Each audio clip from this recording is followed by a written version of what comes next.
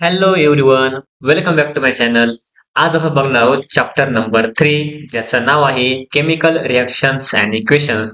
आपला क्लास 10 मधला science and technology मधला थर्ड चॅप्टर. त्याची आज बघणार आपण एक्सरसाइज. ठीक आहे, तर चला सुरुवात करूया आपण आपल्या एक्सरसाइजच्या फर्स्ट क्वेश्चनला. बघा मुलांनो, आपला फर्स्ट क्वेश्चन आहे choose the correct option from the bracket. आता हे जे आहेत ना ब्रॅकेट, याच्यावरती तुम्हाला करेक्ट ऑप्शन चूज करायचे म्हणजे शोधायचे आणि explain the statement given reason. आणि याचं हेच आन्सर का आलंय याचं आपलं कारण सुद्धा द्यायचंय. ठीक आहे, मग आपला पहिला प्रश्न काय आहे? To prevent rusting a layer of. जर आपल्याला रस्टिंग म्हणजे काय, गंज जर थांबवत जर असेल, प्रिव्हेंट करत असेल, तर कोणता असं मेटल, कोणता dash metal is applied on the iron sheet. असा कोणता याच्यामध्ये ऑप्शन आहे तो याच्यामध्ये आपलं वापरावं लागेल. म्हणजे आपण मेटलवरती असा कोणता लेअर टाकतोय जेणेकरून पूर्णपणे प्रिव्हेंट रस्टिंग होणार आहे, म्हणजे काय, गंज थांबणार आहे. कशावरचा? लोखंडावरचा. आपला आन्सर आहे झिंक. आता स्टेटमेंट काय, त्याचं कारण काय आहे बघा. Zinc is more reactive than iron. आता झिंक जो आहे आयर्न पेक्षा जास्त रिॲक्टिव्ह आहे. ठीक आहे. If a layer of zinc is applied. जर आपण झिंकचा वापर केला कशावरती? आयर्नवरती, तर पहिल्यांदा आयर्नच्या अगोदर कोणता खराब होईल? झिंक लेअर खराब होईल. बघा, zinc layer will undergo corrosion first and prevent the iron sheet from rusting. आता सिंपल लॉजिक आहे, जर आपण लोखंडावरती झिंकचा लेअर टाकला, पहिल्यांदा हवेने आणि पाण्याने झिंक लेअर खराब होईल, नंतर पूर्णपणे आयर्न खराब होईल. त्यामुळे याची लाईफ वाढते, म्हणून आपण झिंक लेअरच्या वरती अप्लाय करतो. पुढील बघूयात आपण. दुसरा क्वेश्चन आपल्याकडे काय म्हटलंय? The conversion of ferrous sulphate. Ferrous sulphate कशा कन्व्हर्जन करायचं आपला? फेरिक सल्फेट मध्ये इज डॅश रिॲक्शन. जर फेरस सल्फेटचं फेरिक सल्फेट मध्ये रिॲक्शन झाली, त्या रिॲक्शनला आपल्याकडे नाव आहे, आपला आन्सर आहे ऑक्सिडेशन. याला काय म्हणतो आपण? ऑक्सिडेशन. आता ऑक्सिडेशन का म्हटलंय त्याचा आन्सर बघूयात. मग आपल्या एक्सप्लेनेशन काय आहे? Answer, when ferric iron is form from the ferrous iron. आता फेरिक आयर्न जे कसं फॉर्म होतं? फेरस आयर्न पासून. The positive charge is increase. याच्यावरचा पॉझिटिव्ह चार्ज तो पूर्णपणे इन्क्रीज होतो. ठीक आहे, बाय 1 युनिट म्हणजे एकाने वाढतो. While this happen the ferrous iron loss the electron. मग फेरस आयर्न जो आहे तो काय करतो? इलेक्ट्रॉन लॉस करतो. मग आपलं काय म्हणतं? ऑक्सिडेशन रिॲक्शन होते. आता त्याचा अजून एक आन्सर आहे बघा, काय म्हटलंय? ही जी रिॲक्शन आहे कोणता? फेरस टू फेरिक ऍसिड म्हटलं. फेरिक सल्फेट जे आहेत, इथं Fe2 प्लस आहे, इथं Fe3 प्लस आहे, म्हणजे एक इलेक्ट्रॉन पूर्णपणे वाढतोय. ठीक आहे, काय करतोय? 1 युनिटने वाढतोय. त्यामुळे आपण काय म्हटलंय? फेरस सल्फेटचं फेरिक सल्फेट मध्ये रूपांतर झालेलं आहे. आणि अजून एक आहे, काय म्हणतो मला? अ प्रोसेस इन विच, या प्रोसेसमध्ये a metal or its iron losses. मेटलवरचे आयर्न काय झाले? लॉस झाले. ठीक आहे, बाय 1 ऑर मोर इलेक्ट्रॉन्स. कोणता? एक किंवा जास्त इलेक्ट्रॉन काय झाले? लॉस झाले. आणि याला काय म्हणतो आपण? ऑक्सिडेशन असं म्हणतोय. सी नंबरचा क्वेश्चन आहे, काय म्हटलं इथे? When electric current is pass. जेव्हा इलेक्ट्रिक करंट पास होतो तेव्हा थ्रू ऍसिडुलेटेड वॉटर, तर तेव्हा काय होतं? Digest of water takes place. तेव्हा कोणतं वॉटर होतं? तर आपला आन्सर आहे पूर्णपणे डिकम्पोजिशन. आता ही रिॲक्शन कोणती? डिकम्पोजिशन, त्याचे तुकडे होतात. आता बघा आपला आन्सर काय मग? इन दिस रिॲक्शन, या रिॲक्शन मध्ये hydrogen and oxygen gas are form. काय होतं? हायड्रोजन आणि ऑक्सिजन गॅस काय होतो? तयार होतो. This decomposition takes place with the help of electric current. आता याचं डिकम्पोजिशन झालंय कशामुळे झालंय? इलेक्ट्रिक करंट पास केल्यामुळे झालंय. ठीक आहे. It is also called as the electrolytic decomposition. आणि आपण याला काय म्हणतो? इलेक्ट्रोलायटिक डिकम्पोजिशन असं सुद्धा. ठीक आहे. तुम्हाला रिॲक्शन दिली तर मग काय दिलं आपलं रिॲक्शन बघा. 2H2 आहे, त्याच्यामध्ये इलेक्ट्रिक करंट पास केला. 2 मॉलिक्युल्स आहे पाण्याची, त्याच्यामध्ये आपण जर इलेक्ट्रिक करंट पास केला, तुम्हाला हायड्रोजन आणि ऑक्सिजन गॅस पूर्णपणे भेटतो. बघा काय भेटते? ऑक्सिजन गॅस आर फॉर्म आणि हायड्रोजन गॅस आर फॉर्म. ही रिॲक्शन. बघा डी नंबरचं क्वेश्चन आहे आपल्याकडे, काय म्हटले? Addition of an aqueous solution of zinc sulphate. ZnSO4 म्हणजे काय? Zinc sulphate. To an aqueous solution of barium chloride, कोणता? BaCl2 is an example of dash dash reaction. म्हणजे काय म्हटले? हे जे ॲक्वियस सोल्युशन आहे झिंक सल्फेट आणि पूर्णपणे बॅरियम क्लोराईड जे आहे, हे दोन्ही एकत्र केल्यानंतर याच्यापासून काय होतो? नवीन प्रॉडक्ट भेटतो. आता ह्या रिॲक्शनला आपण काय म्हटले? त्याचं नाव आहे डबल डिस्प्लेसमेंट रिॲक्शन. मग आपण पहिल्यांदा रिॲक्शन बघूयात. बघा ह्या रिॲक्शन मध्ये म्हणजे जेव्हा आपण बॅरियम क्लोराईड आणि झिंक सल्फेट हे घेणारे, बघा बॅरियम क्लोराईड आणि कोणतं? Zinc sulphate. आता ह्या दोघांची रिॲक्शन झाल्या असता तुम्हाला बॅरियम सल्फेट आणि कोणतं? झिंक क्लोराईड हे 2 सोल्युशन भेटणार आहे. आता मी तुम्हाला म्हटलं होतं एकदा, काय? जेव्हा दोन्ही रिॲक्टंट जे असतात, इथे बघा काय लिहितं? बॅरियम आणि क्लोराईड आहे आणि झिंक आणि सल्फेट आहे. मग तुम्हाला काय म्हटले, ही झिंक आणि क्लोराईड काय पूर्णपणे एकत्र आले आणि बॅरियम आणि कोणता सल्फेट काय पूर्णपणे एकत्र आले. जेव्हा हे दोन्ही पण रिॲक्टर मध्ये हे प्रोडक्ट बदलतात ना, म्हणजे दोन्ही रिॲक्टर मध्ये हे बदलतात, पण ते आपली जागा सोडतात, त्याला काय म्हणतो आपण डबल डिस्प्लेसमेंट रिॲक्शन. आता इथे बॅरियमने पण आपली जागा सोडली, बॅरियम गेला कोणाबरोबर, सल्फेट बरोबर, मग काय झाला, बॅरियम सल्फेट आहे. आता इथे झिंक कोणाबरोबर गेला, क्लोरीन बरोबर, मग काय झाला, झिंक क्लोराईड झालं. हे काय दोघांनी आपली जागा सोडल्यामुळे रिएक्शन काय म्हणतो आपण डबल डिस्प्लेसमेंट. एकानेच जर आपली जागा सोडली असेल तर आपण म्हणू शकतो कोणतं, फक्त डिस्प्लेसमेंट रिएक्शन, पण दोघांनी आपली जागा सोडल्यामुळे आपण काय म्हणतो डबल डिस्प्लेसमेंट रिएक्शन. आता बघा आन्सर काय बघा आपलं, इथे बघा, when an aqueous solution zinc sulphate zinc sulphate म्हणून म्हटलंय is added to an aqueous solution BaCl2 म्हणजे बॅरियम क्लोराईड जे आहे कोणतं झिंक सल्फेट झिंक क्लोराईड आणि white precipitate of BaSO4 form. आता BaSO4 तुम्हाला म्हटलंय व्हाईट सोल्युशन, व्हाईट पीपी तुम्हाला बघायला भेटली आणि झिंक क्लोराईड जे सोल्युशन आहे ते तुम्हाला बघायला भेटलं. नेक्स्ट काय म्हटलंय, since ion the reactor exchange to from the precipitate. आता आयन एक्सचेंज झाले यांचे, it is a double displacement reaction. आता यांचे डायरेक्ट आयन डिस्प्लेसमेंट बघा, त्याला काय आपण डबल डिस्प्लेसमेंट रिएक्शन. बघा नेक्स्ट काय तुम्हाला म्हटलंय, write answer of the following. Answer लिहायचे आपल्याला. क्वेश्चन काय मग पहिला, what is the reaction called when oxidation and reduction takes place. अशा रिएक्शनला काय म्हणतो, जेव्हा आपल्याकडे ऑक्सिडेशन आणि रिडक्शन काय होतं सायमल्टेनियसली होतं. एक्झाम्पल एक नाव आहे कोणतं, रेडॉक्स रिएक्शन. मग बघूयात आपण याचं आन्सर, रेडॉक्स रिएक्शन म्हणजे नेमकं काय असतं. बघा पहिलं काय म्हणतो मला, द रिएक्शन विच इन्व्हॉल्व, या रिएक्शन मध्ये काय होतं सायमल्टेनियस ऑक्सिडेशन रिडक्शन होतं, त्याला आपण काय म्हणतो रेडॉक्स रिएक्शन. नेक्स्ट काय म्हटलंय, in redox reaction one reactant get oxidise while the other get reduce during the reaction. म्हणजे काय होतं, एकाचं ऑक्सिडेशन होतं आणि एकाचं काय रिडक्शन होतं. आता ऑक्सिडेशन आणि रिडक्शन एक सोबत चाललं त्याला काय आपण रेडॉक्स रिएक्शन. पुढे आन्सर आहे बघा इथे, redox reaction is equal to काय म्हणतो मला, रिडक्शन प्लस ऑक्सिडेशन. ऑक्सिडेशन होणं आणि कोणतं रिडक्शन होणं. नेक्स्ट काय आहे, in redox reaction the reductant is oxidise. Reductant काय होतं ऑक्सिडाइज होतं by the oxidant and the oxidant is reduce by the reductant आहे. त्याची एक फॉर्म्युला बघा, कॉपर ऑक्साईड म्हणले, copper oxide plus H2 gas आहे, त्यांचं काय होईल कॉपर प्लस H2 आहे. काय झालं, ऑक्सिजन जो आहे त्याला हायड्रोलाइज झालं, म्हणजे ऑक्सिजन काय झालं रिमूव्ह झालं. इथं आपण हायड्रोजन ऍड पण केला होता, पण इथं हायड्रोजन काय पूर्णपणे रिमूव्ह झाला, म्हणजे सायमल्टेनियसली ऑक्सिडेशन आणि रिडक्शन होते, त्याला काय म्हणतो आपण रेडॉक्स रिएक्शन असं म्हणतो. बघा काय म्हटलं मग, in this reaction oxygen is remove. पहिले ऑक्सिजन ऍड केला तो आपण रिमूव्ह केला फ्रॉम द कॉपर ऑक्साईड, हे काय कॉपर ऑक्साईड आहे. Therefore it is reduction of CuO, म्हणजे काय कॉपर ऑक्साईडचं रिडक्शन झालंय. वाईल हायड्रोजन ऍक्सेप्ट ऑक्सिजन म्हणून म्हटलंय, हायड्रोजन काय केलंय ऑक्सिजन ऍक्सेप्ट केलंय आणि त्याच्याबरोबर तो काय ना कंपाऊंड फॉर्म केलंय. That means oxidation of hydrogen takes place. Oxidation झालं कसं हायड्रोजनचं. This oxidation and reduction reaction are called simultaneously. मग या दोन रिएक्शन जे होत आहेत कोणतं ऑक्सिडेशन रिडक्शन, या काय होतात सायमल्टेनियसली होत असतात. इथं आपण addition of hydrogen removal of oxygen केले, म्हणजे काय पूर्णपणे रिडक्शन रिएक्शन. आणि याच्यामध्ये परत आपण काय हायड्रोजनला ऑक्सिजनला ऍड केलेलं आहे, म्हणजे काय पूर्णपणे ऑक्सिडेशन रिएक्शन. नेक्स्ट आहे तुम्हाला काय म्हटलंय, how can the rate of chemical reaction. कोणतं, how can the rate of chemical reaction namely decomposition of hydrogen peroxide be increase. म्हणजे रिएक्शन मध्ये असं कसं होऊ शकतं, कोणतं डिकम्पोजिशन रिएक्शन मध्ये हायड्रोजन पेरॉक्साईडचा रेट इन्क्रीज झालाय. त्याचा आपल्याला आन्सर आहे. मग आन्सर काय आहे, the decomposition of hydrogen peroxide कोणतं H2O2 in water and oxygen takes place slowly at room temperature. म्हणजे यामध्ये काय होतं, डिकम्पोजिशन जेव्हा हायड्रोजन पेरॉक्साईडचं होतं ना, तेव्हा पाणी आणि ऑक्सिजन जे आहेत कोणता स्लोली रूम टेम्परेचरला रिॲक्ट होतात. पुढचा आन्सर काय मग आपलं, हाऊएव्हर हायड्रोजन पेरॉक्साईड डिकम्पोज रॅपिडली. आता हा H2O2 जो आहे ना पूर्णपणे डिकम्पोज लवकर होतो, रॅपिडली होतो, लवकरात लवकर. In the presence of manganese, जेव्हा आपण त्याला मॅग्नीज ऍड करतो ना तेव्हा काय होतं डिकम्पोजिशन होतं H2O2 चं. ठीक आहे, powder which acts as a catalyst. Catalyst काय काम करतो, रिएक्शनचा रेट वाढवतो, त्यामुळे रिएक्शन काय होते लवकरात लवकर होते. तिसरं काय म्हणतो मला, thus by adding manganese dioxide powder, जेव्हा आपण मॅग्नेट डायऑक्साइड पावडर वापरतो तर rate of chemical reaction can be increase. त्यामुळे रिएक्शन काय करतो रेट वाढतोय. इन्क्रीज म्हणजे काय वाढणे, हे त्याचं आन्सर झालं.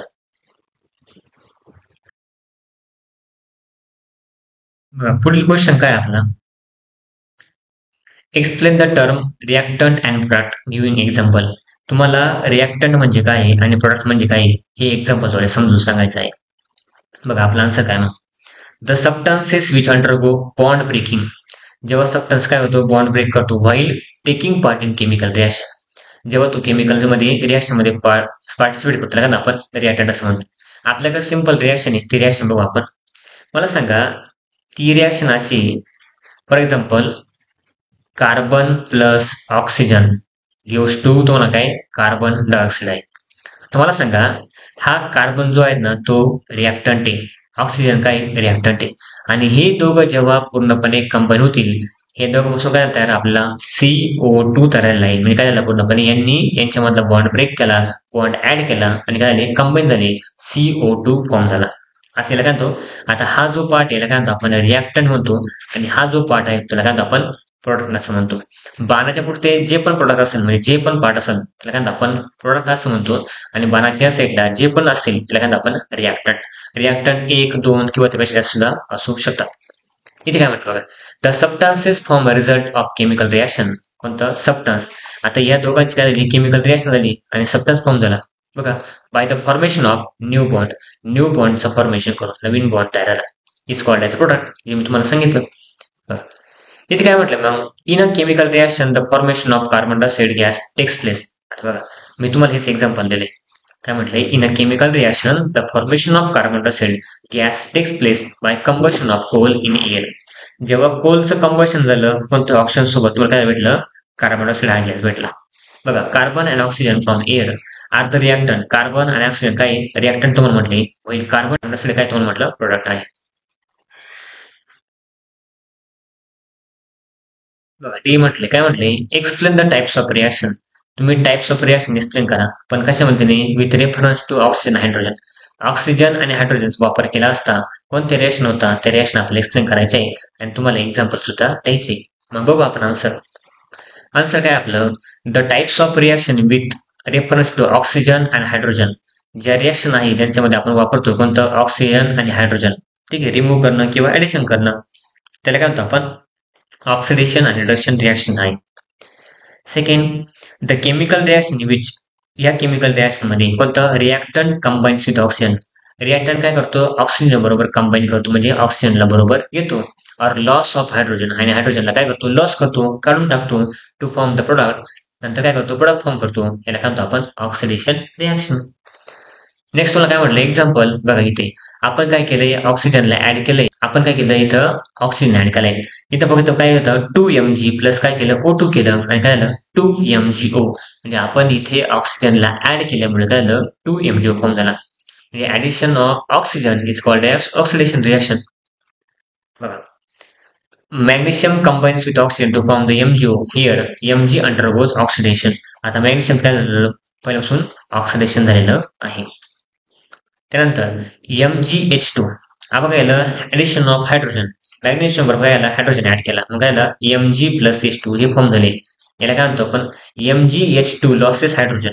काय केलं त्यांनी हायड्रोजन लॉस केला to form Mg. Here MgH2 undergo oxidation. म्हणजे MgH2 झालं पूर्णपणे ऑक्सिडेशन झालेलं आहे. Removal of hydrogen and addition of oxygen is called as oxidation reaction. त्याला काय म्हणतो आपण ऑक्सिडेशन रिॲक्शन असं. पाठीमागच्या स्लाइड मध्ये आपण काय बघितलं ऑक्सिडेशन. आता काय बघायचं आपलं रिडक्शन आहे. बघा मग काय म्हटलं इथे the chemical reaction in which reactant gain hydrogen. मग आपण काय बघितलं रिॲक्टंट काय करतो ऑक्सिजन घेतो. इथे काय गेलंय हायड्रोजन घेतोय. ऑर लॉसेस ऑफ ऑक्सिजन, आणि ऑक्सिजनला लॉस करतोय टू फॉर्म प्रोडक्ट, आणि काय करतो नंतर प्रोडक्ट फॉर्म करतो. याला काय म्हणतो आपण रिडक्शन रिॲक्शन. मग आपलं एक्झाम्पल काय इथे बघा, कार्बन प्लस काय हायड्रोजन ऍडिशन केलंय. कोणतं आपण हायड्रोजनला ऍड केले इथे C+2H2. इथे हायड्रोजन किती 4 आहे. मग काय झालं CH4. Addition of hydrogen is called as a reduction reaction. पुढे बघा carbon gains hydrogen two form CH4. Carbon काय केलं हायड्रोजन गेन केलाय घेतलाय आणि काय फॉर्म झालं CH4 म्हणजे मिथेन गॅस फॉर्म झाला. बघा हिअर C अंडरगोज रिडक्शन आहे. कार्बन काय पूर्णपणे रिडक्शन झालेलं आहे.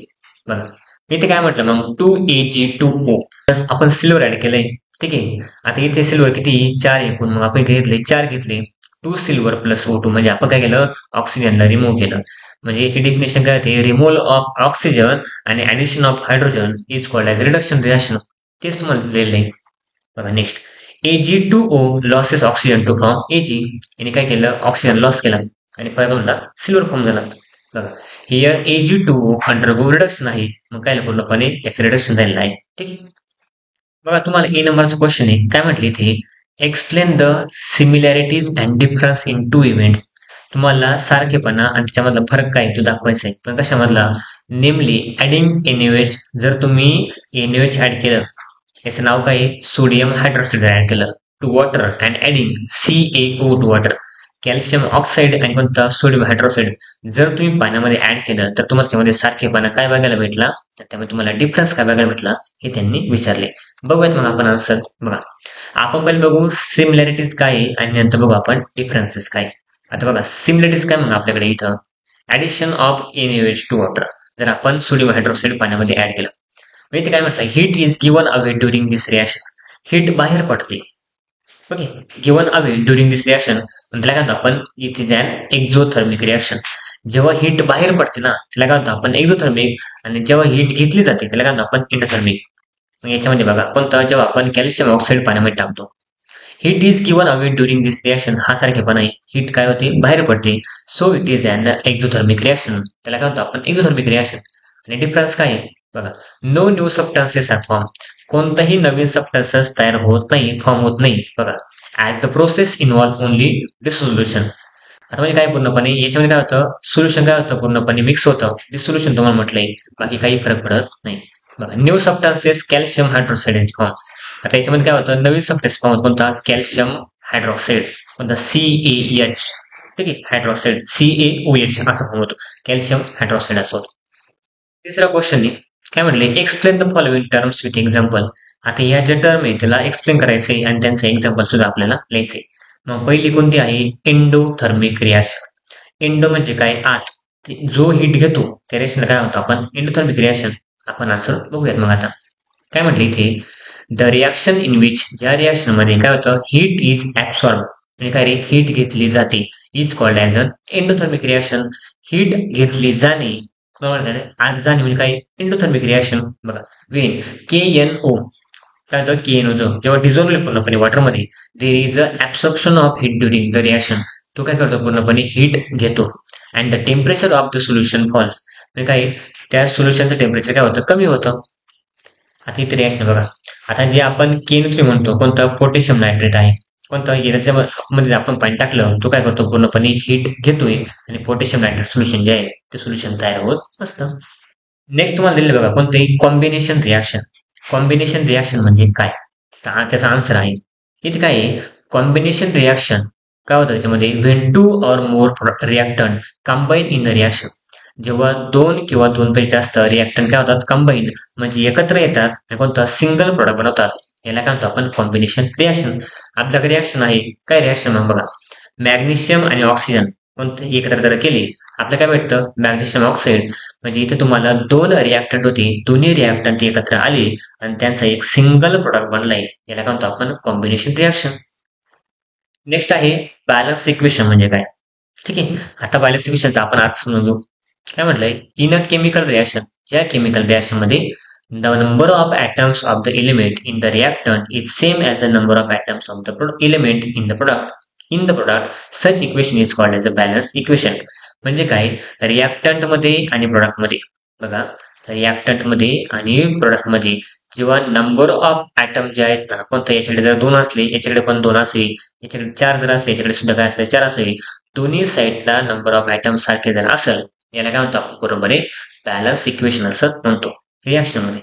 मग आपले रिएक्शन काय म्हणतो मला इथे बघा, आता या रिएक्शन मध्ये मला काउंट करून दाखवतो. इथे आपण जर इथे काउंट जर केलं, तुम्हाला सरळ सरळ सांगितले, या साईडला इथं सिल्वर नायट्रेट आहे आणि सोडियम क्लोराईड आहे, या दोन्ही मध्ये तुम्हाला नंबर ऑफ प्रोडक्ट सारखे अवेलेबल कसे, in the above reaction the number of atoms of element in the reactant is the same number of atoms of element in the product. या दोघांमध्ये नंबर ऑफ atoms सारखे असते.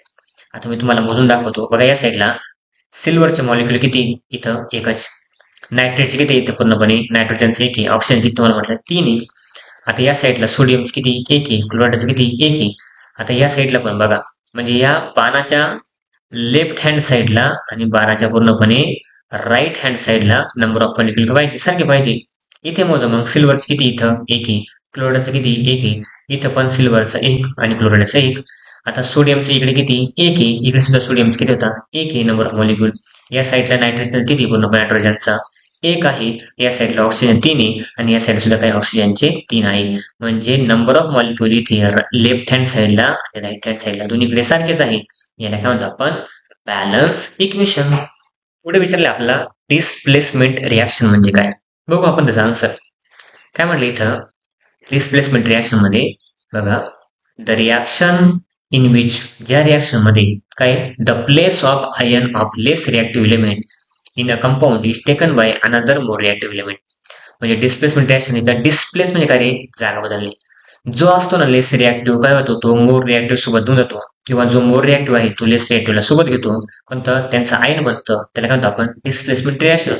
आता इथे reaction आहे बघा, इथे झिंक तुम्ही घेतलं आणि कॉपर सल्फेट घेतलं. आता झिंक मोर रिॲक्टिव्ह दॅन कॉपर, त्यामुळे काय होतं झिंक काय होतो हा सल्फेट बरोबर रिॲक्शन करतो आणि काय होतं झिंक सल्फेट कम होतं आणि हा कॉपर काय होतो वेगळा पडतो. याला काय म्हणतो आपण पूर्णपणे डिस्प्लेसमेंट रिॲक्शन. म्हणजे जो जास्त रिॲक्टिव्ह असेल ना तो कोणतं दुसऱ्या एका सबस्टन्स बरोबर काय होतो बॉन्ड फॉर्म करतो आणि आपलं काय बनवतो कंपाऊंड बनवतो. याला काय म्हणतो आपण डिस्प्लेसमेंट रिॲक्शन. न्यू सायंटिफिक रिझनचा फर्स्ट क्वेश्चन आहे कारण द्यायचा. काय म्हटलं इथं, when the gas form on the heating limestone is pass through the freshly prepared lime water the lime water turns milky. जेव्हा काय म्हणतो तुम्हाला, जेव्हा आपण लाईमस्टोनला हिट करू कोणतं आणि तो पूर्णपणे या जर लाईम वॉटर मध्ये जर पास केला तर लाईम वॉटर मध्ये तो गॅस पास केल्यानंतर लाईम वॉटर कसं होतं दुधाळ होतं, म्हणजे मिल्की कलरचं होतं, म्हणजे सफेद होतं तुम्हाला म्हटलं. ठीक आहे, आन्सर काय म्हणतात सर बघा, वेन लाईमस्टोन इज हिटेड, जेव्हा आपण लाईमस्टोन काय करतो हिट करतो तेव्हा काय म्हटलंय calcium oxide and carbon dioxide are form. काय काय तयार होतं कॅल्शियम ऑक्साईड CaO. बघा इथे काय म्हटलंय CaO तयार होतं. इथे काय म्हटलं तुम्हाला कॅल्शियम ऑक्साईड म्हणजे काय CaO. त्यानंतर कोणतं कार्बन डायऑक्साईड म्हणजे काय C2 कार्बन डायऑक्साईड तयार होतो. Are form this carbon dioxide gas is pass through the freshly prepared lime water, insoluble calcium carbonate and the water are formed. In this reaction, lime water turns milky.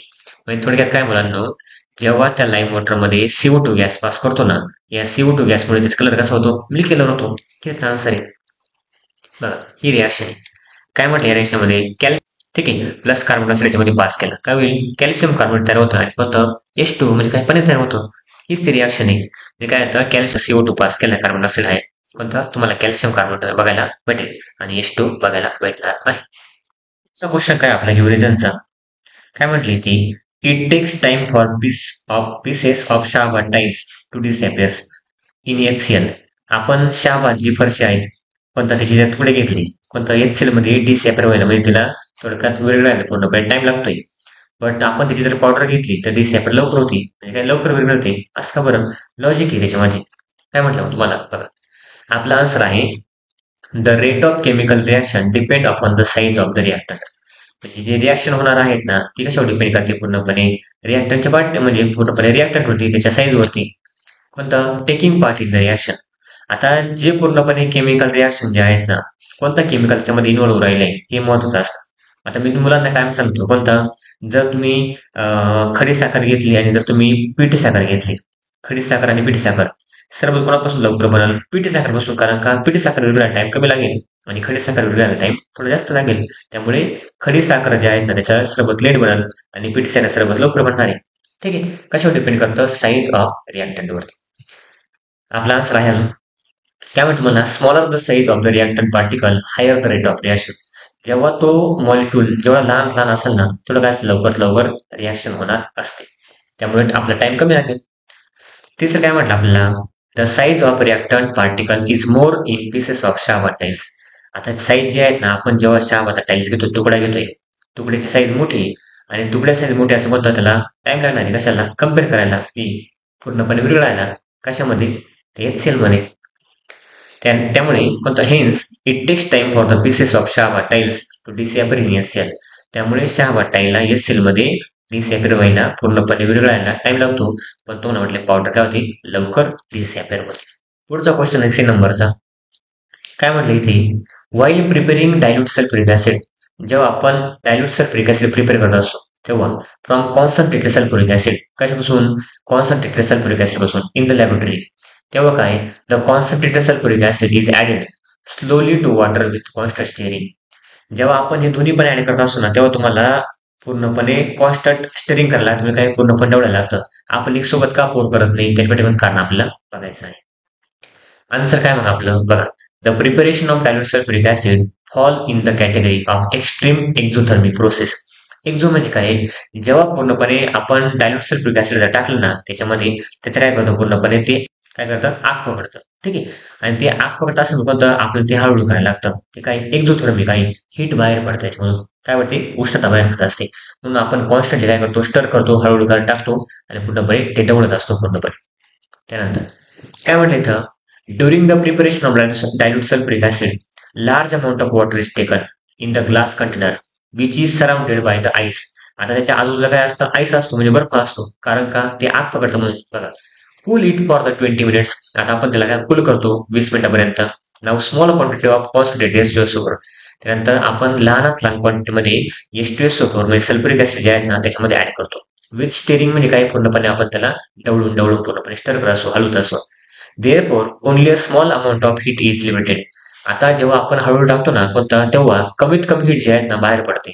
त्यामुळे कोणता, in this way dilute sulphuric acid is prepared. आणि अशा प्रकारे आपण काय करतो, dilute sulphuric acid prepare करतो. पुढचा आन्सर बघा, काय म्हटले, on the other hand in the process of dilution of concentrated sulphuric acid with water very large amount of heat limited. जर आपण असं केलं नाही, इन द अदर हँड तुम्हाला म्हटलंय, तर काय होतं, जास्तीत जास्त हीट जे आहे ना ते काय होते, बाहेर पडते, लिमिट होते. पण त्याच्यामुळे काय होतं, as a result water gets evaporated intensely. म्हणलंय वॉटर जर पूर्णपणे इंटेन्सली निवड झाला, पूर्णपणे इव्हॅपोरेट म्हणजे काय, पूर्णपणे त्याची वाफ निघते. इट इज अ पोर in the concentrated H2SO4 which may cause accident. जर आपण त्याला काही न करता डायरेक्ट ओतून दिलं ना कोणता, जेव्हा जास्तीत जास्त हीट बाहेर पडेल, आणि हीट बाहेर पडली तुम्हाला कधी कधी आपल्याला असं वाटलं लॅबमध्ये ऍक्सिडेंट सुद्धा झालाय काय. ऍक्सिडेंट म्हणजे काय, ती वाफ जर पूर्णपणे गेली एखाद्याचं शरीर जळू शकतं, कोणतं एखादं वाफ लागू शकते, त्यामुळे ही काळजी घेतली पाहिजे. पुढले क्वेश्चन आहे डी नंबरचा, it is a recommended to use air tight container for storing oil for long time. आपण जे ऑइल वगैरे स्टोर करतो ना त्यासाठी आपल्याला एअर टाईट कंटेनर जे आहेत ते रिकमेंड केले जातं. म्हणजे तुम्ही या टाईट कंटेनर मध्ये या ऑइल वगैरे ठेवा, कारण का रॅन्सिडिटी होऊ नये म्हणून. आपण ते आन्सर आहे बघू मग आपण काय म्हटलं मग इथे आन्सर मध्ये, वेन एडिबल ऑइल जे खाण्याचं तेल वगैरे असतं, it is left aside for long time. जर ते साईडला असतं भरपूर काळासाठी, इट अंडरगोज एअर ऑक्सिडेशन. त्याला काय होतं, ऑक्सिडेशन होतं. आता मला सांगा, जर ऑक्सिडेशन झालं काय पूर्णपणे ते खराब लागतं. Due to this the taste and smell of oil changes.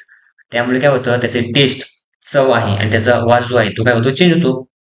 And it become rancid. मग काय होतं, ते रॅन्सिड होतं म्हणजे तुम्हाला थोडक्यात खराब लागतं खायला. ठीक आहे, it food is cook in this oil it taste also changes. जर आपण तेच तेल वापरलं ना कोणतं, त्याची काय होते, टेस्ट चेंज होते पूर्णपणे आणि आपल्याला तर थोडंसं बेकार लागतं खायला. ठीक आहे, इथे काय म्हटलंय तुम्हाला, दस the oil will become unfit for consumption. आता ते जर ऑइल आपण पूर्णपणे खाल्लं आपल्यासाठी कसं असतं, अनफिट म्हणजे धोक्याचं असतं. ठीक आहे, कन्झम्पशन आपण करू शकत नाही. त्यामुळे काय म्हणले, the process of oxidation reaction कोणतं of oil can be slow down by storing it the air tight container.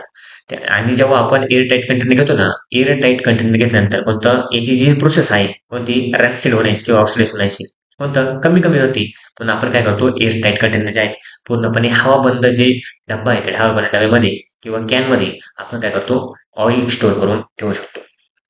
त्यामुळे हे रिकमेंड केलं जातं होतं, तुम्ही एअर टाईट कंटेनर जे आहे ते यूज करा कशासाठी, ऑइल स्टोअर करण्यासाठी. ठीक आहे, नेक्स्ट मला म्हटले, observe the following pictures and write down the chemical reaction with explanation. तुम्ही खालची डायग्राम जे आहेत ना व्यवस्थित ऑब्झर्व करा आणि ऑब्झर्व केल्यानंतर याचे काय आहे तुम्हाला एक्सप्लेनेशन लिहायचे रिएक्शन मध्ये. तुम्हाला विचारलं काय, कॅथोडोपाशी होणारी रिएक्शन कोणती आहे, मग तुम्हाला ही रिएक्शन लिहायची O2 4H प्लस आणि 4E इलेक्ट्रॉन आणि गिव्ह टू 2H2. आणि जर तुम्हाला एनोडपाशी रिएक्शन विचारली काय रिएक्शन, तुम्हाला ही रिएक्शन लिहायची, हे दोनच रिएक्शन आहे. आणि तुम्हाला रसचा फॉर्म्युला लिहायचा कोणता, Fe2O3.H2 आहे रसचा फॉर्म्युला. म्हणजे लोखंड आहे आणि लोखंडावरती गंज चढलाय आणि ही तुम्हाला रिएक्शन दिलेली आहे एनोड आणि कॅथोडवरची. बघू मग आपण याचे आन्सर. आपला आन्सर काय मग, the given picture represent the electrochemical reaction taking place during the corrosion. आता जे आपण जे पाठीमागच्या याच्यामध्ये पिक्चर बघितलं ते काय म्हणतो तुम्हाला, इलेक्ट्रोकेमिकल रिएक्शन झाली कशामध्ये, करोजन म्हणजे गंजल्यामुळे. ठीक आहे. सेकंड काय आहे, different region on surface of iron become anode and cathode. ते कुठे कुठे एनोड पशी आणि कॅथोड पशी जमा झालेलं आहे, कोणतं, गंज. नेक्स्ट काय म्हटलंय, इन द एनोड रिजन कोणता, आयर्न इज ऑक्सिडाइज. आयर्न काय झालं, ऑक्सिडाइज झालं म्हणजे तुम्हाला Fe2+ मॉलिक्यूल भेटले. रिॲक्शन झाली ती कोणती, तीच रिॲक्शन लिहायची. Fe सॉलिड फॉर्म मध्ये Fe2+ आहे, ऍक्वियस फॉर्म मध्ये +2 इलेक्ट्रॉन आपल्याला बघायला भेटले. फोर्थ काय मग, oxygen reduce to form water. Oxygen काय झाला, रिड्यूस झाला, कोणतं, पाणी तयार झालं इन द कॅथोड रिजन. कुठे, कॅथोड रिजन पाशी. मग आपलं रिॲक्शन काय आहे, O2 हा आहे गॅसेस फॉर्म मध्ये, त्यानंतर 4H+ मॉलिक्यूल ऍक्वियस फॉर्म मध्ये, 4 इलेक्ट्रॉन जे आहेत त्यांचं राहायला पूर्णपणे 2H2 मॉलिक्यूल बघायला भेटले.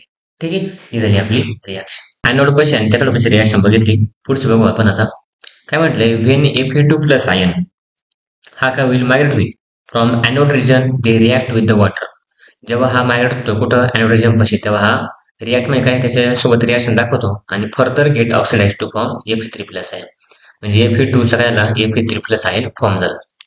त्यानंतर इथे काय म्हटलंय, पाचवा पॉईंट जो आहे, Fe3+ आयन. आता हा प्लस आयन म्हणजे 3+ आयन आहे, 3 इलेक्ट्रॉन्स तुम्हाला म्हटले. Form the insoluble hydrated oxide कोणता, Fe2O3.H2. आणि हा कशाचा फॉर्म्युला आहे, रेस्टचा फॉर्म्युला आहे. ठीक आहे, गंजणे म्हणजे गंजण्याचा हा फॉर्म्युला. इथं डॉट म्हणजे काय, मल्टिप्लिकेशन आहे आणि तुम्हाला नंबर ऑफ मॉलिक्यूल आता दिलेली नाही. जेवढे नंबर ऑफ मॉलिक्यूल जास्त ना तेवढं काही गंज जास्त असं म्हणायचं असतं. बघा, which is deposited on the reddish brown. आणि तो कलर कसा असतो, रेडिश ब्राऊन असतो. लोखंडाचा गंजण्याचा कलर तुम्हाला सगळं माहिती, लोखंडाला गंज आलं म्हणजे कोणता, वरून कलर बदलतोय. ठीक आहे, on the surface is called as rust. Rust म्हणजे काय, पूर्णपणे गंजणे. रिॲक्शन अशी ती मग कोणता, 2Fe3+ मॉलिक्यूल जे आहे ऍक्वियस मीडियम मध्ये असतात, प्लस काय 4H2O मॉलिक्यूल जे आहे त्यांचं काय बनतं, पूर्णपणे Fe2O3.H2O. आणि 6 हायड्रोजन मॉलिक्यूल जे आहे ते आपल्याला ऑक्सिजन ऍक्वियस फॉर्म मध्ये बघायला भेटते. कसे, ऍक्वियस फॉर्म मध्ये. 6 नंबरचे रिॲक्शन काय म्हटलंय, identify from the following reaction. Reaction काय करायचं, पर्यंत आयडेंटिफाय करायची. कोणतं, reactant. The reactant undergo oxidation and reduction. Reduction होऊ राहिले की ऑक्सिडेशन होऊ राहिले. मग आपलं ए रिॲक्शन काय, Fe+S यूज टू FeS झाले. मग ही रिॲक्शन कोणती आपल्याकडं, ही रिॲक्शन आपलं नाव आहे म्हटले. बघा मग answer, in this reaction oxidation of Fe and reduction of S takes place. Oxidation कसं होऊ राहिलंय Feचं आणि रिडक्शन कसं होऊ राहिलंय सल्फरचं, हे आपल्याला दिले. त्यानंतर सेकंड रिॲक्शन काय, 2Ag2O. आता हा O आहे, यूज टू 4Ag+O2 आणि काही ऑक्सिजन बाहेर निघून चाललंय. आता ही कोणती मग बघा, याचा आन्सर आहे आपलं, in this reaction reduction of Ag2O takes place. कोणतं, Ag2O चं काय रिडक्शन होऊ राहिले. ठीक आहे. नेक्स्ट रिॲक्शन आहे काय म्हटले, 2Mg2+O2 यूज टू 2MgO. याचा आन्सर काय आपलं मग, in this reaction oxidation of Mg magnesium काय होतं, टेक्स प्लेस, म्हणजे ऑक्सिडेशन होऊ राहिले. नेक्स्ट आहे NiO+H2 गिव्स टू Ni+H2O. याचं काय होऊ राहिलं मग, आपलं आन्सर आहे, in this reaction reduction of NiO. NiOचं काय होऊ राहिले, रिडक्शन होऊ राहिले. ठीक आहे, and oxidation of H2 takes place. Oxidation कसं होऊ राहिले, H2 होऊ राहिले. तुम्हाला 7 विचारलंय, balance the following equation step wise.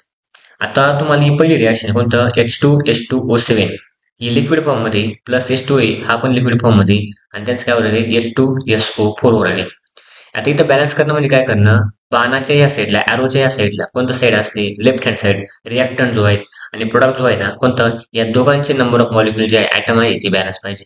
मग आपली पहिली स्टेप येते का, ती इक्वेशन राईट करून घ्यायचं. इक्वेशन ऑलरेडी राईट करून घेतलं आपण, बघा हे इक्वेशन आपलं. ठीक आहे, त्यानंतर स्टेप काय होते आपल्या, सेकंड अनबॅलन्स जे इक्वेशन आहे दोन्ही साईडला, कोणता, RHS आणि LHS, पहिल्यांदा हे राईट करून घ्यायचं. मग हायड्रोजन हा एक एलिमेंट आहे, सल्फर हा एक एलिमेंट आहे, ऑक्सिजन हा एक एलिमेंट आहे. मग बघा, मी तुम्हाला वाटलं समजून दाखवतो कसं बॅलन्स केलेलं आहे. इथे नंबर ऑफ मॉलिक्यूल काय म्हणतो मला, ऍटम्स इन द रिॲक्टंट 4 म्हटलंय. 4 कसे मग बघा, हायड्रोजन इथे 2 आहे, हायड्रोजन इथे 2 आहे, 2 किती झाले, 4 झाले, आपण लिहिले. सल्फर इथे किती आहे, 2 आहे, या साईड बघा सल्फर किती आहे, 2 आहे, मग आपण काय लिहिले 2. त्यानंतर ऑक्सिजन किती, 8. कोणते 8 आहे मग बघा, इथं O7 म्हटलं, इथं हे 7 आहे आणि H2O पशी एक ऑक्सिजन हा झालाय 8 झाले. Number of molecules 8. आता या साईडला कोणत्या, राईट हँड साईडला RHS ला हायड्रोजन 2 आहे, आपण लिहिले हायड्रोजन 2 आहे. त्यानंतर सल्फर 1 आहे, सल्फर 1 लिहिला. त्यानंतर ऑक्सिजन 4 आहे, आपण किती लिहिले? 4 लिहिले. म्हणजे बघा या साईडला कोणतंच बॅलन्स नाही. हायड्रोजन पण बॅलन्स नाही, सल्फर पण बॅलन्स नाही, ऑक्सिजन पण बॅलन्स नाही. मग आपल्याला काय करायचं? बॅलन्स करायचं आहे. बॅलन्स करणं म्हणजे काय करणं? जेवढे तुम्हाला इथे लेफ्ट हँड साईडला दिसतंय का कोणतं, तेवढेच काय पाहिजे तुम्हाला राईट हँड साईडला पाहिजे. कुठे पाहिजे? राईट हँड साईडला. त्याला काय म्हणतो आपण? बॅलन्स करणं असं म्हणतो. काय करणं म्हणतो? बॅलन्स करणं. आता बघा आपण बॅलन्स करूयात. नेक्स्ट स्टेप काय मग? बॅलन्स करायची. आता बघा जर तुम्हाला म्हटलंय हा एक बॅलन्स नाही तर आपण पहिले कोणता स्टेप 3 नुसार एक बॅलन्स करून घेऊ. कोणता एक करायचा? म्हणजे इथे काय म्हटलंय? The equalize the number of hydrogen atom, sulphur atom आणि oxygen atom. We use 2 as the factor in the product. 2 म्हणजे काय? तुम्ही नेहमी कोणतं हा जो असेल हायड्रोजन असेल, सल्फर असेल, ऑक्सिजन असेल, त्यांना नेहमी 2 ने मल्टिप्लाय करायचं आणि त्यांना बॅलन्स करायचं. ठीक आहे, हे लक्षात ठेवायचं. बघा याच्यामध्ये काय केलं मग आता यांना बॅलन्स केले. कोणला? हायड्रोजनला, सल्फरला, ऑक्सिजनला 2 ने मल्टिप्लाय केलं, 2 ने मल्टिप्लाय केलं, 2 ने मल्टिप्लाय केलं. म्हणजे हायड्रोजन किती झाले? पहिल्यांदा 2 होते, बेदुने 4, 4 झाले. याला 2 ने मल्टिप्लाय केलं, किती? एक बे. त्यानंतर 4 ने मल्टिप्लाय 2 ने मल्टिप्लाय केलं, पहिले किती? 4 होते, किती झाले? पूर्णपणे 8 झाले. म्हणजे दोन्ही साईड नंबर ऑफ मॉलिक्युल काय झाले? सारखे केले आणि ते सारखे केले नंबर ऑफ मॉलिक्युल आपण इक्वेशन मध्ये टाकायचे आणि इक्वेशन बनवायचे. बघा आता पहिल्यांदा या साईडला किती? आपण H2O7 प्लस H2 होता, या साईडला H2SO4 होता. याला काय केलं? बॅलन्स केले. हायड्रोजन इकडे 4 आहे ना, मग आपल्याला 4 करून घ्यायचे. मग बघा आता 9 number of atom both side equal, hence the balance equation is. आता जेव्हा दोन्ही side number of molecule equal राहतात ना, तेव्हा आपली बॅलन्स इक्वेशन आपल्याला भेटते. आपण इथं काय केलंय? एक्स्ट्रा 2 ऍड केलेलं बघा. काय केलं? 2 ऍड केलं. 2 ऍड केल्यामुळे कोणतं? हायड्रोजनचे 4 झाले, सल्फरचे 2 झाले आणि पूर्णपणे ऑक्सिजनचे 4 दुने 8 झाले. ठीक आहे, ते आपलं बॅलन्स करून दिलेलं आहे. बघा आपल्याकडे दुसरी रिॲक्शन आहे. आपलं ही रिॲक्शन बॅलन्स करायची आहे. रिॲक्शन काय? SO2 गॅसेस फॉर्म मध्ये आहे, H2S जो आहे तो पण ऍक्वियस फॉर्म मध्ये आहे, सल्फर हा सॉलिड फॉर्म मध्ये आहे, NH2 लिक्विड फॉर्म मध्ये. मग पहिली स्टेप काय? मग आपली इक्वेशन लिहून घ्यायचं. आपण इक्वेशन लिहून घेतलं जसं आहे तसंच. ठीक आहे, त्यानंतर दुसरी क्वेश्चन काय आहे? दोन्ही साईडला कोणता? LHS आणि RHS दोन म्हणते. म्हणजे रिॲक्टंट मध्ये आणि प्रोडक्ट मध्ये नंबर ऑफ मॉलिक्युल बॅलन्स आहे का, किती बॅलन्स आहे, किंवा नंबर ऑफ आयटम्स किती, हे आपल्याला लिहून घ्यायचे. मग आपली स्टेप लिहून घेतली आपण. सल्फर, ऑक्सिजन, हायड्रोजन काय करायचं? 2 2 2 या साईडला आहे. बघा सल्फर किती? इथे इथे 1 आणि इथे 1, सल्फर 2 झाले. ऑक्सिजन किती? या साईडला 2. बघा इथे 2 ऑक्सिजन, बाकी कुठे ऑक्सिजन नाही. हायड्रोजन किती? 2 आहे. बघा इथं H2 म्हटलं, इथं हायड्रोजन ते असणार आहे 2 असणार आहे. आता या साईडला बघा सल्फर किती? 1च आहे, मग आपण 1 लिहिला. ऑक्सिजन किती? इथं या साईडला 1च, मग आपण 1 लिहिला. त्यानंतर हायड्रोजन किती? या साईडला इथं H2 म्हटलंय तर आपण 2 लिहिले. मग काय करायचं? आपल्याला मल्टिप्लाय करायचं. याला 2 ने, याला 2 ने पूर्णपणे आणि याला काय मल्टिप्लाय करायचं. आणि हा बॅलन्स आहे, हायड्रोजन बॅलन्स आहे. बाकी आपल्याला सल्फरला आणि ऑक्सिजन काय करायचं? मल्टिप्लाय करायचं. आता काय करायचं? मल्टिप्लाय करायसाठी आपण प्रत्येक क्वेश्चन लिहायचं. पुढच्या स्लाइड मध्ये बघूया. काय केलं? मग आपण सगळ्यांना 2 ने मल्टिप्लाय केलं. कोणती? जे बॅलन्स नव्हतं त्यांना. ठीक आहे, इनिशियल पर्यंत बॅलन्स केलं. SO2 तो आणि H2S जे आहेत त्यांना बॅलन्स करून घेतलं. त्यानंतर आपला स्टेप काय आहे? SO2, H2S आणि 2 सल्फर झाले. सल्फर या साईडला किती होते? 2 होते, या साईडला 2 झाले, सल्फर बॅलन्स झाले. ठीक आहे, आता राहिला होतं कोण? हायड्रोजन बॅलन्स करायचं. या साईड हायड्रोजन किती? 2 आहे, या साईड हायड्रोजन 2 आहे. राहिलं कोण मग बॅलन्स करायचं आपलं? सल्फर बॅलन्स झाला, सल्फर बॅलन्स झाला, हायड्रोजन बॅलन्स झाला, हायड्रोजन बॅलन्स झाला. ठीक आहे, म्हणजे आपली इक्वेशन थोडक्यात बॅलन्स आहे. या साईडला ऑक्सिजन 2 आहे, पण या साईडला ऑक्सिजन 1च आहे. मग आपण काय करायचं? इथं 2H2 करायला लागलं.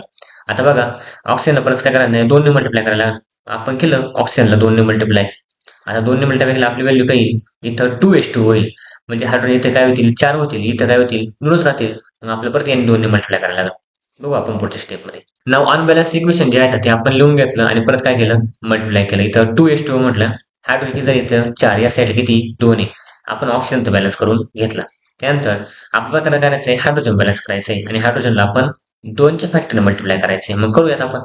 जर हायड्रोजनला 2 ने मल्टिप्लाय केलं, कोणतं? या साईडला, कोणता? लेफ्ट हँड साईडला. इथं काय येईल? 2 येईल, परत 2H2. हायड्रोजन किती होतील? इथं 2 होतील, पण सल्फर पण किती होतील? 2 आणि 1 सल्फर होतील. मग आपले करायचं 3 सल्फर करायला लागतील परत. आता जे अनबॅलन्स झाले परत ते काय करायचं? आपल्याला बॅलन्स करायचे. मग आपण काय केलं? पहिल्यांदा इथं हायड्रोजन टाकून घेतले, इथं 4 हायड्रोजन झाले, इथं 4 हायड्रोजन झाले. पण इथं सल्फर आता इथं 2 झाली आणि इथे 1 3, या साईडला पण सल्फर 1च आहे. मग तिसला काय करायचं? सल्फरला आपण बॅलन्स करायचं. बघा जेव्हा आपण काय म्हणतो सल्फर बॅलन्स होतो, त्याला 3च्या फॅक्टरने काय करायचं? आपण मल्टिप्लाय करायचं आणि 3 इथं काय करायचं? 2 into 1 प्लस ऍड करून टाकायचं आणि आपण व्हॅल्यू द्यायची. ठीक आहे, आता काय म्हटलं? Hence the balance equation become. मग बॅलन्स इक्वेशन काय? बघा SO2 त्यानंतर प्लस H2S त्याचे ऍक्वियस फॉर्म मध्ये 3s सल्फरचे 2 पहिल्यांदा होते, नंतर काय केले 3 केले, नंतर आता 2s2 जो आहे आपला ऍज इट इज म्हणजे झालं कोणतं बॅलन्स इक्वेशन. नेक्स्ट इक्वेशन आपलं कोणतं Ag सॉलिड फॉर्म मध्ये आहे, HCl ऍक्वियस फॉर्म मध्ये आहे आणि AgCl आणि H2 मानलेला आहे. आता याचं बघा काय होईल. आता पहिली स्टेप काय इक्वेशन लिहून घ्यायचं, लिहून घेतलं इक्वेशन. त्यानंतर दुसरी स्टेप काय नंबर ऑफ ऍटम्स जे आहेत कोणते LHS आणि RHS. LHS म्हणजे काय लेफ्ट हँड साइड, RHS म्हणजे काय राईट हँड साइड. मग लिहून घेतले आपण सिल्वरचे, त्यानंतर आपण हायड्रोजनचे, क्लोरीनचे मॉलिक्युल. फक्त बॅलन्स कोण नाही हायड्रोजन नाही, मग हायड्रोजनला बॅलन्स करायचं. किती येतं 2चे फॅक्टर मल्टिप्लाय केलं, बेदुनी किती होतील 4 होतील, हायड्रोजन 4 होतील, या साईडला एकच राहील, मग या साईडला काय आपलं 4 हायड्रोजन झाले पाहिजे असं करावे लागलं. मग पहिले आपण काय केलं हायड्रोजनला मल्टिप्लाय करून घेतलं. हायड्रोजनला मल्टिप्लाय केलं 2च्या फॅक्टरने, आपलं इक्वेशन काय मग हायड्रोजन पर्यंत किती होते 1 होता, कोणता आपण 2 ने मल्टिप्लाय केला, ठीक आहे 2 झाले. मग आता अनबॅलन्स इक्वेशन जे आहे आपल्याला लिहायचंय बघा. आपण काय केलं 2 हायड्रोजन लिहिले, काय लिहिले इथं मग Ag + 2HCl AgCl + H2. आता इक्विलायझर झालं का आपलं, या साईडला 2 हायड्रोजन या साईडला 2 हायड्रोजन आहे, पण या साईडला एकच क्लोरीन आहे, या साईडला 2 क्लोरीन झाले. मग आपल्याला परत काय लागलं क्लोरीन बॅलन्स करायला लागेल, ठीक आहे. आता क्लोरीन जर बॅलन्स करायला गेलं या साईडला, तर या साईडला परत सिल्वर वाढतोय, मग तो पण आपल्याला बॅलन्स करावा लागेल.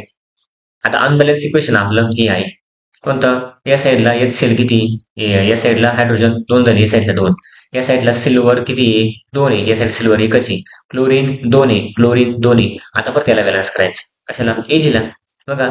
आता जे Ag ला म्हणजे सिल्वरला बॅलन्स करायचं आपण 2 ने फॅक्टर वापरला, आपण काय केला 2Ag केला. बॅलन्स इक्वेशन काय मग 2Ag सॉलिड फॉर्म मध्ये plus 2HCl as it is, त्यानंतर 2AgCl म्हणजे इथं सिल्वरचे पण 2 झाले आणि क्लोरीनचे पण 2 झाले आणि हायड्रोजन ऍज इट इज. मोजा बरं मग दोन्ही साईडला, इथं सिल्वर 2 इकडे सिल्वर 2, इकडे क्लोरीन 2 इकडे क्लोरीन 2, इकडे हायड्रोजन 2 इकडे हायड्रोजन 2, त्याला इक्वेशन बॅलन्स कळलं. त्यानंतर डी नंबरचे इक्वेशन NaOH चे ऍक्वियस फॉर्म मध्ये H2SO4 आहे ऍक्वियस फॉर्म मध्ये, त्यांचं काय झालं Na2SO4 हे ऍक्वियस फॉर्म मध्ये आणि H2O लिक्विड फॉर्म मध्ये. पहिली स्टेप काय लिहून घ्यायचं, ठीक आहे आपलं इक्वेशन लिहिलं आपण. त्यानंतर सेकंड स्टेप काय यांचे नंबर ऑफ मॉलिक्युल जे आहेत राईट हँड साइड आणि लेफ्ट हँड साइड दोन्ही पण लिहून घ्यायचे. लिहून घेतले सोडियमचे लेफ्ट हँड साइडला 1 आहे, राईट हँड साइडला 2 आहे, सल्फर 1 ऑक्सिजन 5 हायड्रोजन 3 घेतले आपण.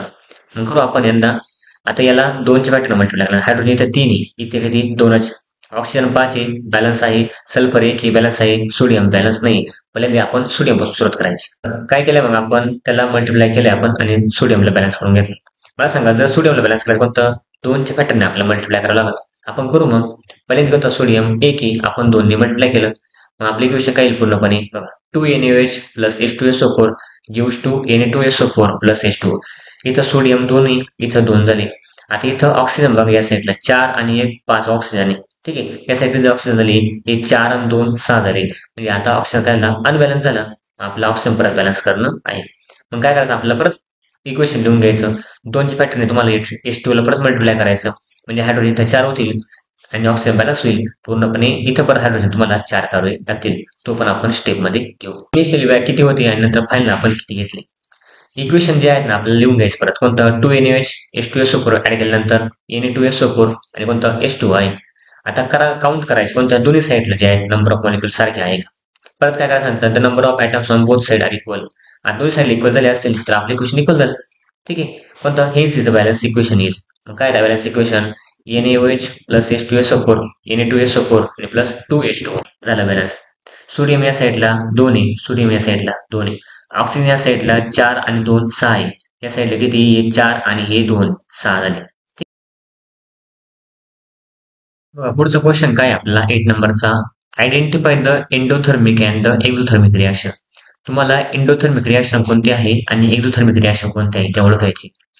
बघा पहिली रिएक्शन काय आपली HCl + NaOH gives to NaCl + H2O आणि काय ती हीट फॉर्म झाली. आता मला सांगा हीट बाहेर पडली म्हणजे काय असेल एक्झोथर्मिक रिएक्शन. तर या रिएक्शनचं नाव काय तुम्हाला म्हटलं एक्झोथर्मिक रिएक्शन आहे, ठीक आहे. हीट जर बाहेर पडत असेल तर त्याला काय म्हणायचं एक्झोथर्मिक रिएक्शन, आणि त्याने जर हीट घेतली असेल उष्णता घेतली असेल त्याला काय म्हणायचं आपण एंडोथर्मिक रिएक्शन. त्याचा साइन काय असतो पूर्णपणे ट्रायंगल साइन असतो बघा. आता बी नंबरची रिएक्शन आहे कोणतं 2KClO3 कोणतं सॉलिड फॉर्म मध्ये त्याला हीट दिली आपण काय म्हटलंय, 2 KCl सॉलिड फॉर्म मध्ये आणि प्लस 3 O2 हे काही गॅसेस फॉर्म मध्ये बाहेर निघली. आता हा ट्रायंगलचा साईन म्हणजे पूर्णपणे डेल्टा साईन म्हणजे पूर्णपणे काही उष्णता घेतली.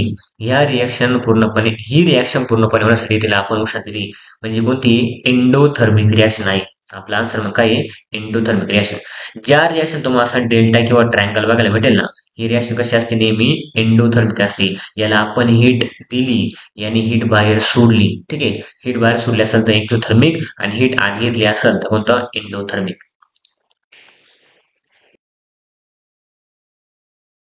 बघा पुढची रिॲक्शन कोणती, calcium oxide plus H2O gives to calcium hydroxide तुम्हाला म्हटले आणि प्लस हीट बाहेर पडणं म्हणजे कोणती रिॲक्शन आहे, सिंपल आहे, एक्झोथर्मिक रिॲक्शन. त्यानंतर डी नंबरची रिॲक्शन, मला सांगा CaCO3 कॅल्शियम कार्बन तुम्हाला म्हटलंय. ठीक आहे, आता याच्या पुढे तुम्हाला डेल्टा दिसतोय कोणता, म्हणजे हीट घेतली असेल, रिॲक्शन नाव काय असेल, मग एंडोथर्मिक रिॲक्शन, सिंपल. बघा लास्ट क्वेश्चन आहे आपला, match the column in the following table. तुम्हाला काय मॅच करायची, कोणतं रिॲक्टंट आहे, प्रोडक्ट आहे आणि टाइप्स ऑफ केमिकल रिॲक्शन आहे. आता बघा इथे BaCl2 आहे, तर BaCl2 आणि ZnSO4 आहे. बघा या साईडला BaSO4 ZnSO4 म्हणजे रिॲक्शन कुठे येणार आहे, वरती येणार आहे. 2AgCl एजी कुठे दिसते आपल्याला, या साईड दिसते, म्हणजे कुठे येणार आहे, इथे येणार आहे. CuSO4 तुम्हाला कुठे दिसतंय का, CuSO4 या साईड बघा, SO4 आणि कॉपर आहे. ही रिॲक्शन कुठे येईल, इथे येईल. H2 इथे बघा, H2O3 ही रिॲक्शन कुठे येईल, या साईडला. सिंपल आणि फक्त ओळखायचे रिॲक्शन पण कोणते. मला सांगा जर रिॲक्शन मध्ये रिॲक्टंट एकच असेल, त्यापासून 2 प्रोडक्ट झाले, ही कोणती असेल, मग तुम्हाला म्हटले डिकम्पोजिशन रिॲक्शन. बघा 2AgCl रिॲक्टंट एकच आहे, प्रोडक्ट किती बनले, 2 बनले, म्हणजे कोणती असेल, पूर्णपणे डिकम्पोजिशन रिॲक्शन. आता बघा कोणती अशी रिॲक्शन ज्यामध्ये प्रोडक्ट 2 आहे, रिॲक्टंट 2 आहे आणि प्रोडक्ट एकच आहे. बघा 2H2O आहे, लिक्विड फॉर्म मध्ये CO2 आहे, रिॲक्टंट 2 आहे आणि प्रोडक्ट काय एकच बनले, म्हणजे रिॲक्शन कोणती असेल, कॉम्बिनेशन रिॲक्शन, कंबाईन झाले दोघं पण. त्यानंतर BaCl2 आणि ZnSO4. आता हे दोन्हींनी जर आपली जागा बदलली असेल, बघा BaSO4 झाले आणि ZnCl2 या दोघांनी आपली जागा बदलली, म्हणजे काय असेल, पूर्णपणे डबल डिस्प्लेसमेंट रिॲक्शन आहे.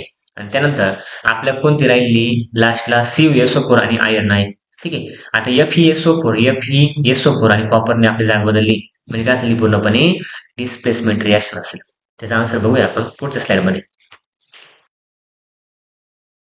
बघा पाठीमागचा जो 9 नंबरचा क्वेश्चन होता त्याचे आन्सर मी तुम्हाला दिलेले आणि पूर्णपणे कॉलम मॅच करून दिली.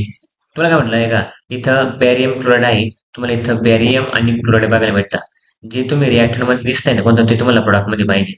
आता याच्यामध्ये बॅरियमने आणि पूर्णपणे झिंकने दोघांनी पण आपली जागा बदलली, म्हणजे कशी असेल, डबल डिस्प्लेसमेंट रिॲक्शन. त्यानंतर सिल्वर आणि क्लोराईड आहे, AgCl आहे, Ag आणि Cl काय झाले, पूर्णपणे डिकम्पोज झाली, सेपरेट झाली. याला काय आपण डिकम्पोजिशन रिॲक्शन. जेव्हा रिॲक्टंट एकच असेल आणि त्या रिॲक्ट पासून तुम्हाला 2 कोणतरी प्रोडक्ट भेटत असेल ना, त्याला काय आपण डिकम्पोजिशन रिॲक्शन. आता इथे बघा CuSO4 आहे आणि तुला म्हटलं आयर्न Fe आहे. आता त्यामध्ये Fe आणि कोणतं SO4 एकत्र आले, बघा FeSO4 आणि कोणतं कॉपरला वेगळं काढले, रिॲक्शन कोणती असेल, डिस्प्लेसमेंट रिॲक्शन. त्यानंतर H2O प्लस CO2 आहे गॅसेस फॉर्म मध्ये. आता H2CO2 झाले, कंबाईन झाले, कंबाईन म्हणजे काही एकत्र आले, रिॲक्शन कशी असेल, कॉम्बिनेशन रिॲक्शन. आता मी इरेज करतो, तुम्ही पाहिजे तर इथं स्क्रीनशॉट घेऊन पूर्णपणे लिहू शकतात, जेणेकरून तुम्हाला पेपरला सुद्धा अडचण येणार नाही. मुलांना एकदम सिंपल असतं, काय करायचं माहिती का, जे तुम्ही रिॲक्टर मध्ये बघितलं ना ते तुम्हाला प्रोडक्ट मध्ये पाहिजे, तर तुम्हाला ती रिॲक्शन ओळखता येते. आणि नेमकं काय झालं हे जर तुम्हाला कळलं तर रिॲक्शन सोपी असते. 2चं 1 झाले, कॉम्बिनेशन रिॲक्शन. त्यानंतर 2 पूर्णपणे रिॲक्टंट आहे, पूर्णपणे एक लेस रिॲक्टिव्ह असतो, एक मोर रिॲक्टिव्ह असतो. जर त्यांनी आपापली जागा बदलली, कशी असते, डिस्प्लेसमेंट रिॲक्शन असते. जर रिॲक्टंट एकच त्याचे 2 प्रोडक्ट झाले, कोणतं डिकम्पोजिशन झाले, त्याचे तुकडे झाले, असे रिॲक्शन द्यायचे असते. आणि जेव्हा 2 रिॲक्टर असतील, दोन्ही रिॲक्शन आपली जागा बदलतात. आता SO4 बॅरियम बरोबर जातोय आणि क्लोराईड बरोबर ZM बरोबर जातोय, म्हणजे काय झाली, डबल डिस्प्लेसमेंट. डिस्प्लेस म्हणजे काय करणं, जागा बदलणं. ठीक आहे. Thanks for watching video. इयत्ता 10वीच्या मराठी, सेमी आणि इंग्रजी या माध्यमांच्या सर्व विषयांच्या स्वाध्यायाच्या नवनवीन व्हिडिओसाठी चॅनलला सबस्क्राईब नक्की करा. व्हिडिओला लाईक करा, कमेंट करा आणि वर्गमित्रांना शेअर करा.